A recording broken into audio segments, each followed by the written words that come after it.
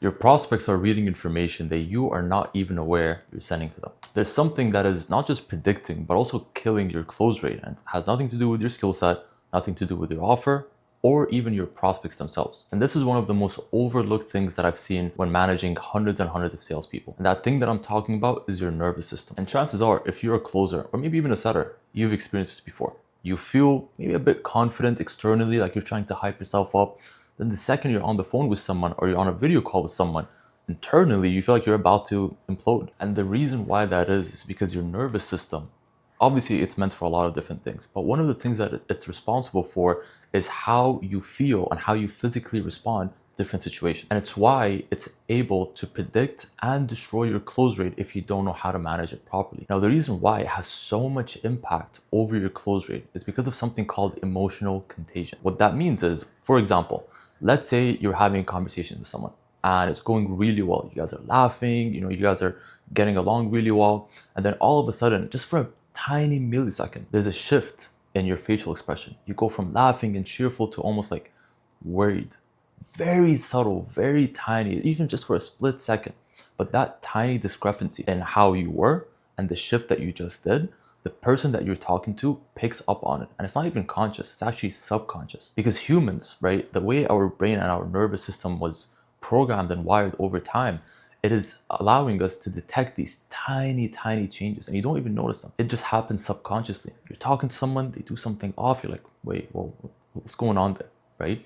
And that's why if your nervous system isn't calibrated properly before your sales calls, it does not matter how skilled you are, you will always cause yourself to close less because the prospect or the lead that you're talking to will naturally pick up on it. They will know that something is off, and that thing that's off will destroy any rapport, any trust, any certainty that the prospect had. Now, after managing hundreds of salespeople, there are three main reasons that I've seen where someone's nervous system isn't fully calibrated. They don't fully feel internally as confident and as convicted as they should be to have the highest chance of actually closing the deal. The first and by far the most common reason is you are simply too attached to the actual close. You go into the call and all you're thinking about is, I need to close this person. I need to make money. And what ends up happening is internally you build this sense of desperation, like, I need this, otherwise something's gonna happen. And what that causes is, for the most part, you can cover on your call, right? You can act normal as long as things are going good,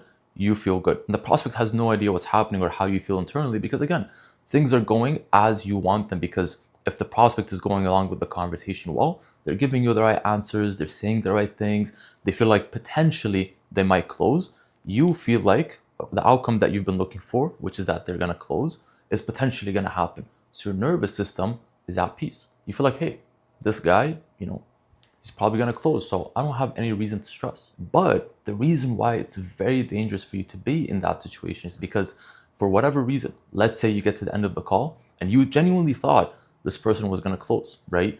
You're excited for the close, you feel like I'm about to get the outcome that I was very strongly clinging on to. They say something else. Maybe they're like, I need to think about it, or yeah, everything sounds perfect, but I don't know if it's the right time for me.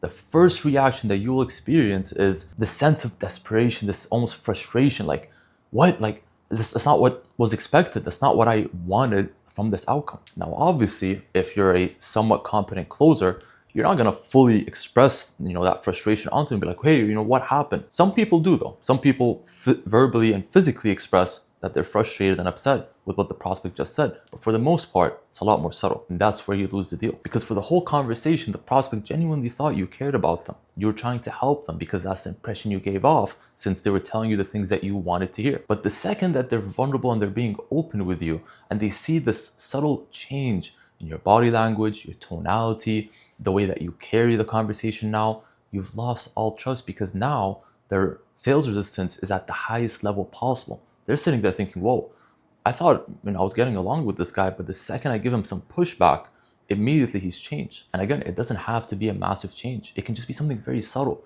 You maybe let out a sigh, right? Like you're frustrated. Maybe your eyes twitch a little bit. Maybe your facial expression changes. Your tone drops a little bit, right? Very minor changes, but for the prospect, it makes a massive difference. Now, how do you solve this? If you're very close to the outcome, you're too attached and you're desperate for them to close, how do you actually get out of this mindset so that regardless of what happens on the sales call, you're grounded, you're still capable of carrying yourself at the highest level, your skill set is not impacted. And the answer is very simple. It's called detachment. And when I say detachment, I'm not saying don't care about money. I'm not saying don't, even think about closing. No, that's not detachment, that's carelessness. What detachment actually means is I will do everything within my ability, but I do not own the outcome. So you go into the conversation knowing that you have the skill set, you know that what you sell can actually help this person. You're speaking from a place of care, a place of genuinely wanting to help them, and you do your best. And when you do that, you're able to carry yourself because, again, whether they close or not is not up to you anymore. All that it's up to you is you doing the best that you can, genuinely listening to what the prospect has to say, asking the right questions, showing them the value of what you have if you can actually help them. Now, whether they close or not, you have no control over that, because if we did, the top closers would have a 100% close rate, but that's never the case. That does not exist. And funny enough, when you stop caring so much about the outcome and you stop stressing so much and just desperately clinging on to whether they close or not, that's actually when the prospect opens up the most, because now they feel like this person isn't just trying to sell me, they actually want to help me. That's when your discovery becomes a lot better. Your pitch, you seem a lot more excited because, again, you're not pitching because you're hoping they buy. You're pitching because you want to help them make a transformation. And on top of that, when you go for the close, regardless of what objection they give you, you're grounded. You're like an oak tree. You're just firm where you are. You're unmovable. Nothing can shake you. And that's where your best sales calls happen. Now, the second reason why a lot of people have issues with their nervous system when they're on a sales call is because you simply don't believe in what you're selling. And this can be for a couple of reasons. Either you simply don't actually understand the offer and the value that it provides, which is a good problem to have. The other reason is that the thing that you're selling is actually not valuable. And if that's the case, nothing that I say in this video is going to help you. Genuinely, you should just leave whatever you're selling and go find something that you actually believe in. Because at that point, full transparency, you're just scamming people. So what you should do is, assuming you have the first problem, which is that you don't understand the value, is go through some case studies, right? Ask the business owner, hey, I want to see some results that we've gotten, how many people we've helped. One thing I recommend is, if you're able to, talk to some of the top clients for that business. This is something I've done, right? Check in with people that you've closed before. And when you see that these people are actually getting results, they're happy, and you feel good that you sold them the service because they actually got the help that they needed, you're not just less fearful of selling, you're actually excited because you're like, hey, I have this thing that can genuinely help people, and I believe that I can help people. So why would I hold myself back from offering that help to others? You now have a level of conviction that no sales framework can ever give you. And funny enough, from what I've seen, people, like closers specifically, who have a lot of conviction in what they sell with a very average skill set, typically outperform closers that have a really good skill set but not any conviction in what they sell. And the reason is simple. It's because sales is a transfer of energy.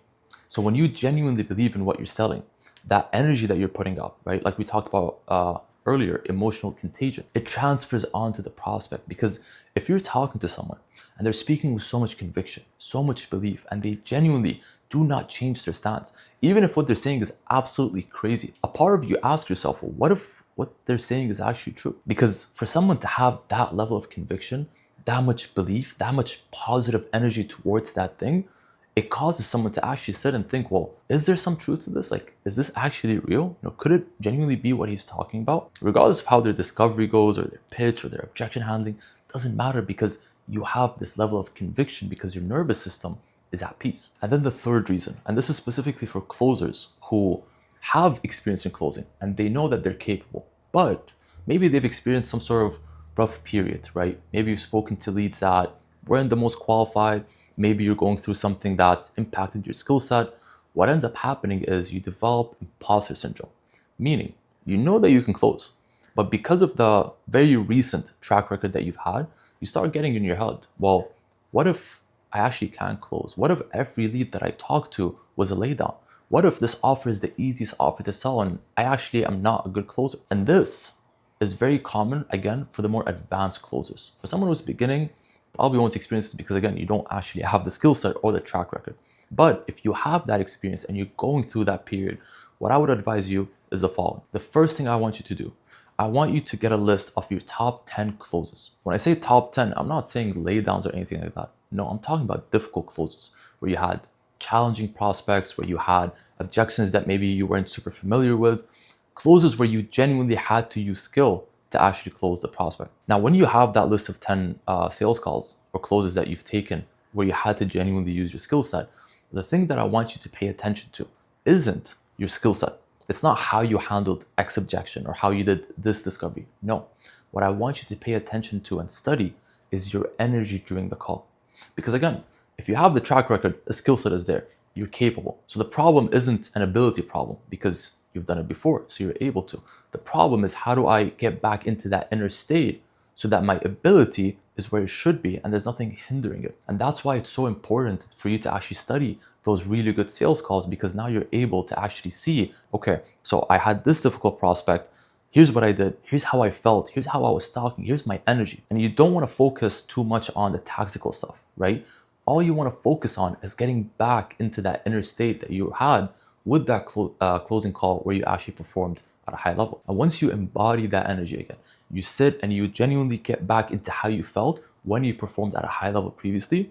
Now you're able to go back and close at that same level again. Now, these are the three main reasons why your nervous system can actually impact your close rate. But there's a couple things outside of that that actually influence your close rate. Because I want you to imagine this. Imagine you're about to hop on a sales call, right? The lead is already in the waiting room and you're about to join. Then you get a notification, something horrible, right? Horrible news. How do you think you're going to perform on the sales call?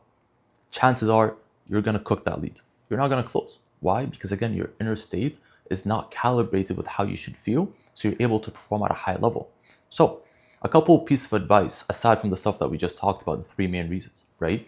You want to make sure that everything outside of sales is dialed in. Because at the end of the day, the way that you should be thinking about sales is it's like a sport, right? If you look at the top athletes, right, for the most part, they have everything in their life dialed in. Their sleep is always dialed in. Their food is dialed in. Supplements, recovery, their mental state, right? Everything is dialed in, because if one thing is very off, that means there's going to be a fluctuation in your nervous system, which means, again, your skill set won't be where it should be, which means, again, your close rate won't be as high as it should be. So you want to make sure that everything outside of sales is dialed in to the max of your ability. Now, does that mean that you'll always be perfect? You'll always be peaceful? No, you're human. Things happen. And when those things happen, right, and they make a big shift in how you feel, we can adjust accordingly. But for the most part, your job is to focus on having everything else dialed in so that, again, consistently, right, when you look at the bigger picture, maybe 95% of the time, you're performing at a consistent level. Sure, you're going to have dips here and there because of things outside of your control, and that's completely fine, right? But the most important thing is you don't want those things to impact how you feel internally. And once you have all that dialed in and you understand the three things that cause people to have a nervous system that's not at peace, right? The inner state that's not calibrated or aligned with how you should be performing, your close rate all of a sudden will just skyrocket. Not because you learned anything new about sales. Now, your skill set is the exact same, the offer is the same, the prospects are the same. The only thing that changed is the internal state that you have, which was causing you to have a discrepancy in the results.